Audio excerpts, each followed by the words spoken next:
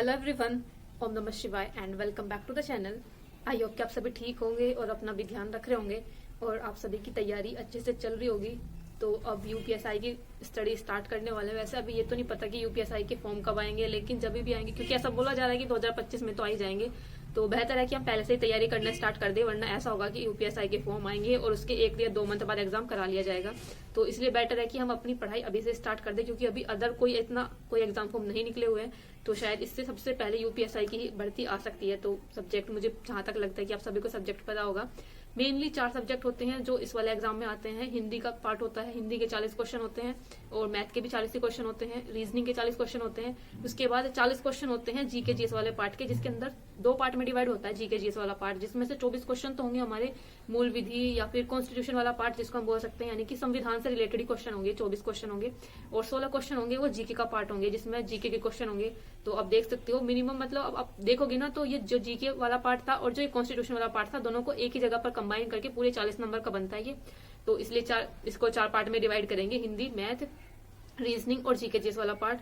तो टोटल इसमें 160 क्वेश्चन आते हैं। जैसे हमने यूपी पुलिस कांस्टेबल का जो एग्जाम दिया था उसमें 150 क्वेश्चन आते थे, इसमें 160 क्वेश्चन आते हैं। और इसकी मतलब नेगेटिव मार्किंग नहीं होती है। इस एग्जाम का सिर्फ एक ही बेनिफिट है कि इस एग्जाम के अंदर नेगेटिव मार्किंग नहीं होती है, लेकिन ऐसा होता है कि जितने भी 4 सब्जेक्ट हैं, इंडिविजुअल आपको हर एक सब्जेक्ट में पास होना पड़ेगा। मतलब हर एक सब्जेक्ट को अलग अलग पास करना पड़ेगा। ऐसा नहीं हो सकता कि आपने एक सब्जेक्ट के अंदर बहुत कम स्कोर किया है, लेकिन दूसरे सब्जेक्ट के अंदर बहुत अच्छा स्कोर कर लिया, तो आपको पास नहीं माना जाएगा। आपको चारों सब्जेक्ट में इंडिविजुअली अलग अलग तरीके से पास होना पड़ेगा। जैसे हम 10th 12th में जो एग्जाम देते हैं उसमें ओवरऑल हमारी परसेंटेज नहीं देखी जाती, अलग अलग सब्जेक्ट को देखा जाता है कि हम हिंदी में पास है, इंग्लिश में पास है या फिर मैथ्स में पास है, सभी सब्जेक्ट में पास होना चाहिए। इसी तरह से इसमें होता है कि 4 सब्जेक्ट है, चारों सब्जेक्ट के अंदर आपको पास होना जरूरी है, कंपलसरी है।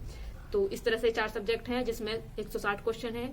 पूरा जो पेपर होगा वो 400 नंबर का पेपर होगा। जैसे यूपी पुलिस कांस्टेबल का हमारा 300 नंबर का पेपर था, वहां पर वो पेपर जो होता है 400 नंबर का हो जाता है। तो आप सभी देख सकते हो कि क्वेश्चन नंबर ऑफ क्वेश्चन भी ज्यादा है यहाँ पर, और उसकी जो मार्किंग है वो भी ज्यादा है। नेगेटिव मार्किंग नहीं है, लेकिन थोड़ी सी एक डिफिकल्टी है कि टाइम उतना ही है। टाइम सिर्फ हमें 2 घंटे ही मिलेंगे, जो कि मुझे लगता है कि जब इन्होंने 10 क्वेश्चन ऐड किए हैं, लेकिन टाइम 2 घंटे ही है, तो शायद नेगेटिव मार्किंग नहीं है, इसका एक इफेक्ट हो सकता है। तो बस इस तरह का कुछ पेपर आता है। लेकिन इसमें एक और चीज है, जैसे कि हमारा ये जो यूपी पुलिस का एग्जाम हुआ था, ये ऑफलाइन मोड में एग्जाम हुआ था, लेकिन यूपीएसआई का जो एग्जाम होता है ये ऑनलाइन होगा, कंप्यूटर बेस्ड इसका एग्जाम होगा।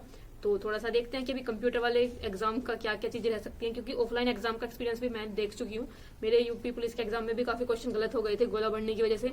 बाकी अभी बात करते हैं कि मेरे पास कौन कौन सी बुक्स हैं। अगर आपके पास भी, मतलब जितनी भी आपके पास बुक्स हैं मैथ्स की या जितनी भी अदर सब्जेक्ट की बुक्स हैं, तो अपनी सभी निकाल के रख लेना। अब अपनी तैयारी शुरू करते हैं। और एक चीज ध्यान रखना, इस बार ना तैयारी ऐसे नहीं करेंगे कि अभी देखो, अभी ना तो किसके फॉर्म आए हैं, ना ही कुछ चीजें स्टार्ट हुई हैं। तो इसलिए सबसे बेटर होगा कि हम पढ़ाई को मतलब एकदम बहुत ही आराम से धीरे धीरे डीप लेवल में करेंगे। मतलब जो भी सब्जेक्ट पढ़ रहे हैं ना उसके अच्छे से क्वेश्चन करेंगे। ऐसे नहीं कि जल्दी जल्दी हमने कुछ टारगेट बनाया कि किस दिन में कंप्लीट करना है, या फिर 75 डेज का चैलेंज कर लिया।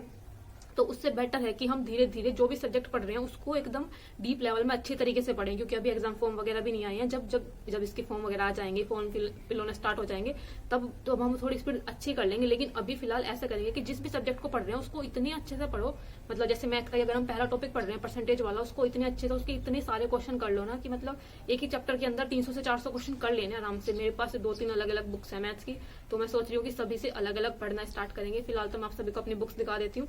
आपके पास जो भी बुक्स है ना उन्हीं से पढ़ लेना। अगर आपको कुछ एक्स्ट्रा में चाहिए होंगी तो मंगा लेना, मतलब। लेकिन फिलहाल तो मेरे पास जो भी बुक्स हैं उन्हीं से पढ़ने वाली हूँ। एक मेरे पास प्रैक्टिस सेट भी है। पहले मैं तो आप सभी को प्रैक्टिस सेट दिखा देती हूँ। ये है मेरे पास प्रैक्टिस सेट, जो कि मेरे पास मुझे भी नहीं याद कि मैंने कब लेकर रखा था। ये है यूथ कॉम्पिटिशन टाइम्स का है प्रैक्टिस सेट है ये। इसके अंदर यूपीएसआई के एक शायद कुछ प्रीवियस ईयर्स भी है 1-2, बाकी तो इसके अंदर जितने भी है सिर्फ प्रैक्टिस सेट है। लेकिन प्रैक्टिस सेट करने से बेहतर होता है कि हम प्रीवियस ईयर्स करें, क्योंकि प्रीवियस ईयर का जो पैटर्न होता है बिल्कुल वही होता है, एग्जाम ओरिएंटेड होता है। लेकिन जो प्रैक्टिस सेट बनाते हैं ये थोड़े से इजी लेवल के बनाते हैं, इसलिए ही बच्चे बोलते हैं कि जब हम घर पर प्रैक्टिस सेट लगाते हैं तो हमारा अच्छा स्कोर हो जाता है, लेकिन जब हम रियल एग्जाम देते हैं तो अच्छा स्कोर नहीं हो पाता। उसमें सिर्फ यही दिक्कत होती है क्योंकि प्रैक्टिस सेट के जो क्वेश्चन होते हैं वो थोड़े आसान से लेवल के रखे होते हैं, लेकिन जब रियल एग्जाम हम देते हैं उसमें ऐसे आसान क्वेश्चन नहीं रखे जाते। तो फिलहाल तो अभी मैथ्स की बुक भी देख लेते हैं। तो सबसे पहले तो इस बार मैं इस वाली मैथ की बुक से पढ़ने वाली हूँ। ये है राकेश यादव सर की मैथ्स की बुक। तो आप सभी ने इनका नाम जरूर सुना होगा। राकेश यादव सर बहुत ही फेमस टीचर है, बहुत ही अच्छा मैथ इन्होंने पढ़ाया। मैंने बहुत ज्यादा तो नहीं पढ़ा इनसे, कुछ टाइम के लिए मैंने ऑनलाइन ही क्लासेस ली थी इनकी। जब मैं मेरठ में रहती थी तो वहां पर एक कोचिंग थी, वहीं से मैंने थोड़ा सा इन सर से पढ़ा था। सर अच्छा पढ़ाते हैं और आप सभी इनके बारे में मोस्टली सभी जानते ही होंगे। इनकी बुक्स है मेरे पास ये वाली। एक अदर बुक है जो कि एडवांस मैथ्स की है, लेकिन वो थोड़ी बड़ी है, वो कंप्लीट भी नहीं हो पाएगी, वो इतनी ज्यादा बड़ी है, इसलिए मैंने इसी वाली बुक से पढ़ने का डिसाइड किया। लेकिन ये बुक भी इतनी बड़ी है, इसके एक ही चैप्टर के अंदर आई थिंक 200 क्वेश्चन होंगे, क्योंकि मैंने एक चैप्टर देखा था, आई थिंक पता नहीं कौन सा चैप्टर था, लेकिन एक ही चैप्टर के अंदर 130 क्वेश्चन या 140 क्वेश्चन, इतने ही क्वेश्चन है, मतलब इतने क्वेश्चन है, इतने ही क्वेश्चन नहीं है। तो मैं इस वाली बुक से भी पढ़ने वाली हूँ मैं, जो कि है राकेश यादव सर की। बहुत अच्छी बुक है, क्योंकि राकेश यादव सर पढ़ाते ही इतना अच्छा है। तो एक तो ये वाली बुक हो गई मैथ्स की मेरे पास। सेकंड है ये वाली, इसको मतलब ये तो 2-4 दिन में खत्म हो जाएगी, बहुत ही छोटी सी बुक है, यूपी पुलिस के टाइम पर मैंने ली थी। सर ने इसके अंदर ज्यादा कॉन्सेप्ट नहीं बताए हुए हैं, कुछ थोड़े से ही क्वेश्चन है, मतलब हर चैप्टर के अंदर ज्यादा क्वेश्चन नहीं है। इस बुक की बात कर रही हूँ मैं, ये है आदित्य रंजन सर की मैथ्स की कांस्टेबल की बुक। तो ये वाली बुक है, इसके अंदर बहुत ज्यादा कुछ चीजें नहीं है, मतलब अगर आप पढ़ोगे तो यूपीएसआई के लेवल की इतनी ज्यादा नहीं है, थोड़ी कम चीजें हैं इसके अंदर। तो ये वाली बुक है, इसको अगर हम 2-3 दिन लग के भी पढ़ेंगे ना, तभी भी इसके क्वेश्चन हो जाते हैं, आसान से क्वेश्चन होते हैं, कुछ बहुत ज्यादा डिफिकल्ट नहीं होते, इसलिए ये वाली बुक तो ऐसे ही कंप्लीट हो जाएगी। इसको तो मैं काउंट भी नहीं कर रही हूँ सही से। तो मैथ की ये वाली बुक ही फिलहाल तो जो मुझे सबसे ज्यादा बेस्ट लग रही है ये वाली है। इसको पढ़ लेंगे, क्योंकि हमारे पास रखी है तो इसका भी फायदा उठाएंगे, पढ़ लेंगे। बाकी इतना कुछ ज्यादा खास नहीं है अभी, यूपीएसआई के अकॉर्डिंग, कांस्टेबल के अकॉर्डिंग ठीक थी। एक ये वाली बुक भी मेरे पास है, इसको भी पढ़ लेंगे, ये भी छोटी सी है, चलो क्या ही जा रहा है, 2-4 दिन एक्स्ट्रा लग जाएंगे। लेकिन जितनी भी आपके पास बुक्स हैं, क्योंकि मैथ और रीजनिंग वगैरह ऐसे सब्जेक्ट होते हैं, आप इनकी जितनी प्रैक्टिस करो, जितने जहां से भी क्वेश्चन मिल जा रहे हैं आपको, बेस्ट है वो चीज। जितना क्वेश्चन हो सकती है उतनी क्वेश्चन की प्रैक्टिस करो, चाहे आपके पास कितने भी बुक्स रखी हो, मैथ की उठाकर सोल्व कर देना सब। तो एक ये वाली बुक है, क्योंकि जब हम इजी लेवल के भी सोल्व कर रहे होते हैं ना कहीं हमारा उससे कॉन्फिडेंस भी इंक्रीज होता है, और हमारे क्वेश्चन को करने की, कैलकुलेशन को करने की थोड़ी स्पीड भी अच्छी होती है। तो एक ये वाली बुक है, ये है अंकित भाटी सर की मैथ्स की कांस्टेबल की बुक है, अंकित भाटी सर की ये वाली।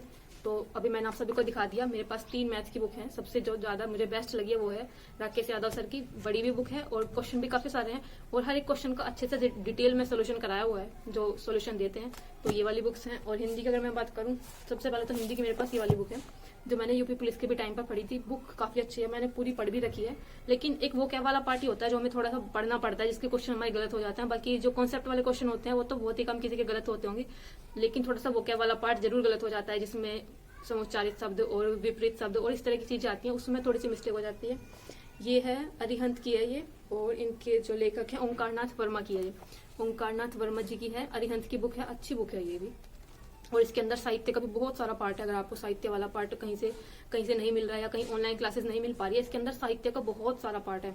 आई थिंक इसके अंदर इतनी सारी रचनाएं लिखी हुई है। तो ये है हिंदी की बुक, जो कि मुझे काफी सही लगी थी जब मैंने यूपी पुलिस के टाइम पर ये पढ़ी थी। तो ओंकारनाथ वर्मा जी की है ये, अरिहंत की बुक है, ठीक है। और एक ये वाली भी हिंदी की बुक मेरे पास, ये वाली मैंने नहीं पढ़ी है, थोड़ी सी पढ़ी थी मैंने। ये है मेरे पास नवीन शर्मा सर और अंकित भाटी सर की बुक है हिंदी की जी, सामान्य हिंदी इसका नाम है। ये यूपी पुलिस कांस्टेबल के लिए ही थी, अंकित भाटी सर इस पर सर का पिक्चर लगाई हुई है। बाकी नवीन सर की ये बुक है, तो सामान्य हिंदी की ये भी बुक है। अभी मैंने पढ़ी नहीं है, इसलिए मुझे ज्यादा नहीं पता कि ये बुक कैसी है। तो आई होप कि RWA की है तो अच्छी ही होगी। बाकी प्रिंटिंग वगैरह से लग रहा है कि हाँ सभी चीजें दी हुई हैं, सभी चीजें ठीक है। ये वाली मैंने पढ़ी थी, ये जो ग्रीन वाली है ये वाली मैंने पढ़ रखी है, इसलिए इसका मुझे पता है, ये वाली बुक काफी सही है। अभी ये वाली पूरी नहीं पढ़ी है, तो इसलिए इसके बारे में ज्यादा नहीं पता। हिंदी इन 2 बुक्स से कंप्लीट करेंगे। 2 बुक्स से कंप्लीट करने का पर्पस कुछ नहीं है, सिर्फ इतना है कि जितनी ज्यादा से ज्यादा हमारी प्रैक्टिस हो जाएगी ना, उतना ही ज्यादा बेटर रहेगा। तो मेरे पास 2 बुक्स है, तो दोनों से ही पढ़ लेंगे, एक बार उससे पढ़ लेंगे, क्योंकि जब हम अदर बुक से पढ़ रहे हैं ना कुछ हमें नए पॉइंट सीखने को जरूर मिलते हैं। हर टीचर का अपना पढ़ाने का अलग स्टाइल होता है, तो अगर किसी ने 2 अलग अलग बुक लिखी है, तो दोनों टीचर्स हैं उनकी अलग अलग अपनी मानसिक अभिरुचि है, उन्होंने मतलब अपनी अलग तरीके से अपने अलग मेथड से सोचकर कुछ एक्स्ट्रा चीजें लिखी हुई होती हैं। अगर आप देखोगे ना तो काफी मतलब सिमिलरिटी थोड़ी बहुत हो सकती है, लेकिन डिफरेंट होती है थोड़ी। तो इसलिए दोनों से पढ़ लेंगे टाइम लगाकर, क्योंकि अभी टाइम भी है, अभी एग्जाम नहीं है।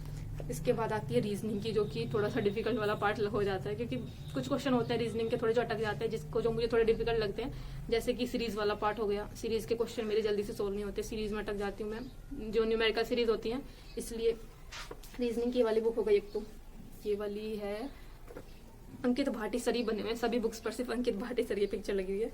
ये भी रीजनिंग कांस्टेबल उत्तर प्रदेश, ये भी अंकित भाटी सर की लगी हुई है, लेकिन मुझे नहीं पता एक्चुअली में किसकी होगी।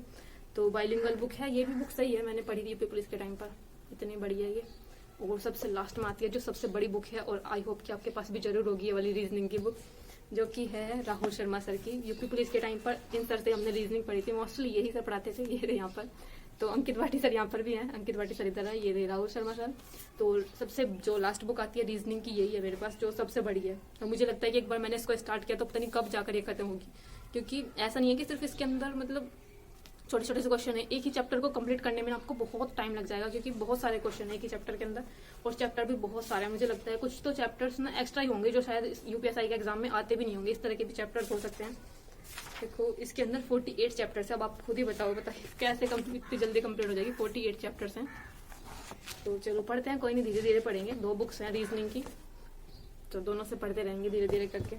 बाकी मुझे ना बस ये मूल विधि वाला पार्ट समझ नहीं आ रहा कि मूल विधि वाला पार्ट कहाँ से करना है। जीके के लिए भी चलो ये वाली बुक हो जाएगी। जीके की मेरे पास ये वाली बुक है, अंकित भाटी सर की है, ये भी सामान्य ज्ञान की बुक है। कुछ चीजें इससे कंप्लीट हो जाएंगी। बाकी current affair Kumar Gaurav sir से पढ़ लेंगे। और रही बात मूल विधि की और संविधान वाले पार्ट की, यही है जो सबसे ज्यादा डिफिकल्ट मुझे लगता है, क्योंकि संविधान वाले पार्ट में ये आर्टिकल्स याद करना और ये सारी चीजें मुझे मतलब पहले ही जीके वाला पार्ट डिफिकल्ट लगता है।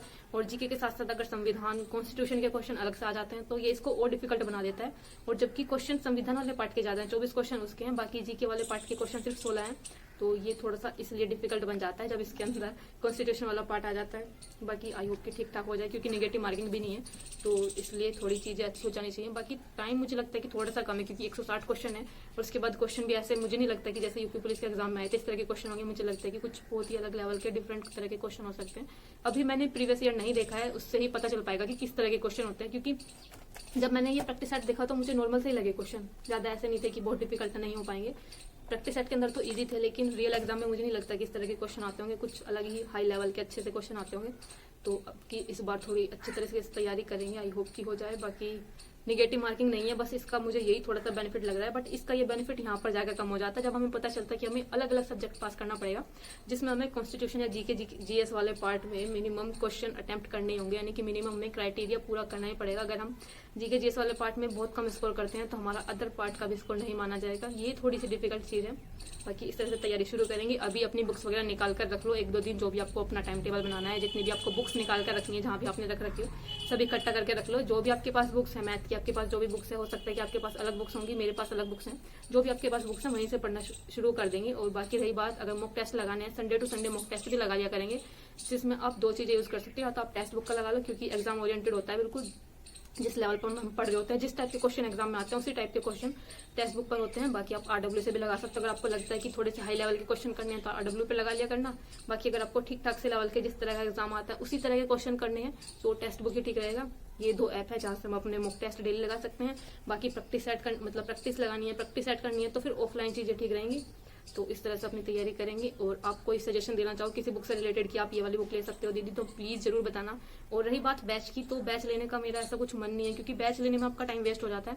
आप बैच लो, फिर उसके बाद 8 से 9 घंटे डेली बैच चलते हैं। कभी हिंदी का बैच चल रहा है, कभी हिंदी का, कभी रीजनिंग, कभी मैथ्स, इस तरह कभी मूल विधि वाला पार्ट पढ़ा रहे हैं टीचर्स, उसमें बहुत ज्यादा टाइम वेस्ट हो जाता है। अगर 8 से 9 घंटे हम ऑनलाइन क्लासेस ले रहे हैं तो कब हम उस क्लासेस को रिविजन करेंगे, उनका हम ज्यादातर हम अपना जो टाइम है वो नोट्स बनाने में निकाल देते हैं। तो ऑनलाइन कोई भी बैच लेना मुझे तो नहीं लग रहा कि बहुत ज्यादा बेनिफिट मिलेगा ऑनलाइन बैच लेने से। अगर मैं यूपी पुलिस के एग्जाम की बात करूं, उस टाइम पर भी आप सभी को पता है मैंने कोई भी बैच नहीं लिया था। मैंने आप सभी को बताया था कि मैंने कोई भी बैच नहीं लिया था। थोड़ा बहुत जो पढ़ती थी मैं वो ऑनलाइन पढ़ लेती थी, आरडब्ल्यू के बैच मतलब जो यूट्यूब पर जो क्लासेस हो रही होती थी वहां से पढ़ लेती थी। और सबसे जो इम्पोर्टेंट बैच जो सभी लोगों ने मुझे सजेस्ट किया है कि दीदी ये वाला बैच ले लो, वो है यूपीएसआई का विनायक बैच। आई थिंक ये सर ने पहले कभी कराया होगा, अभी तो नहीं कराया, पहले कभी कराया होगा। तो सभी लोग बोल रहे थे कि दीदी रिकॉर्डेड बैच ले लो, बट आप सभी बताओ अगर मैं रिकॉर्डेड बैच लूंगी कहाँ पूरे दिन तक यही सब चीजें पढ़ती रहेंगे। अगर हम सिर्फ वीडियोस देखते रहेंगे, ये सभी चीजें पढ़ते रहेंगे, उससे ज्यादा बेटर है कि हम अपनी प्रैक्टिस करें, जितने ज्यादा क्वेश्चन हो सके उतनी सब चीजों की प्रैक्टिस करें। बाकी अभी बैच लेने का तो ऐसा कुछ मन नहीं है। बाकी देखते हैं कि अगर लगता है कि कुछ थोड़ा अच्छा कंटेंट है, दोबारा अच्छा तरीके से पढ़ा रहे हैं तो शायद ले सकते हैं। बाकी आप सभी बता देना कि बैच लेना इतना ज्यादा जरूरी है तो मैं भी ले लूंगी। बाकी आई होप कि आपके पास जो भी बुक्स है मतलब पढ़ना शुरू कर देना। और मिलते हैं नेक्स्ट वीडियो में, अपनी पढ़ाई शुरू कर दे। अब next target, bye bye, take care.